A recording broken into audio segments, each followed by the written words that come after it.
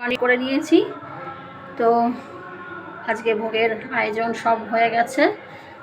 তো খিচুড়ি, 5 রকম ভাজা, আলুর দম, 5 তরকারি, চাটনি, ফল, পায়েস। তো দেখো, সব ঠাকুরকে স্নান টান করিয়ে সুন্দর করে সাজিয়ে একদম পুজো সেরে তারপরে ভোগ সাজিয়ে দিয়েছি। পুজো হয়ে গেছে। তো বাবাকে সব রকম দিয়ে সাজিয়ে দিয়েছি।